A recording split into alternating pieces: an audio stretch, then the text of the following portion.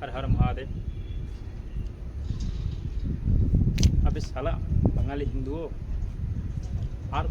আর কতদিন তোরা নাক থেকে ঘুমোবি? আজকে সারা ভারতবর্ষের লোক শর্মিষ্ঠা দিদির জন্য আওয়াজ তুলছে, তোরা এখনো চোখ খুলে ঘুমোচ্ছিস। তোদের সারা লজ্জা কবে হবে?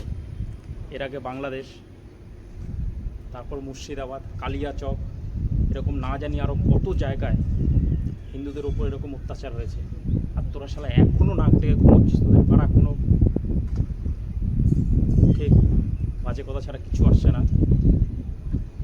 মধ্যপ্রদেশের জেন্দ্র শাস্ত্রী, বাগেশ্বর ধামের, আসামের মুখ্যমন্ত্রী, তারা সবাই আজ শর্মিষ্ঠা দিদির পাশে দাঁড়াচ্ছে, তারা সবাই শর্মিষ্ঠা দিদির জন্য আওয়াজ তুলছে।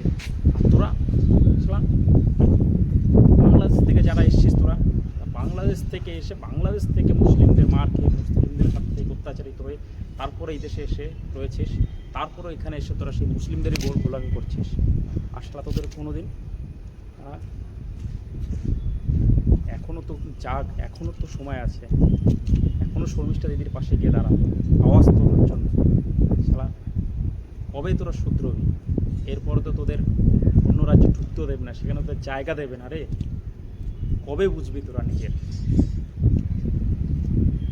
এখনও তোরা আগ ডেকে ঘুমিয়ে আছিস। এই ভিডিওগুলো দেখ। ये सवाल उठेगा कि वो बंगाल पुलिस जो मुर्शिदाबाद से लेकर मालदा उत्तर 24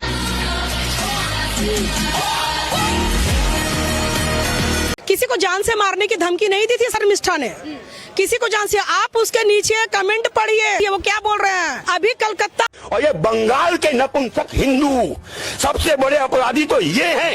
अबे अभी भी तुम 55-60% वहाँ पे हो ना, तब ममता कैसे जीती? खूब तुम्हारी जिंदगी पे सारे अपनी बहन बेटियों को खुद लुटवाते हो, उन्हें वोट दे करके, और फिर चिल्लाते हो हम भाग गए। तो सबसे बड़े हत्यारे तो बांग्लादेश, बंगाल के वो हिंदू हैं जो इस ममता वालों को वोट देते हैं।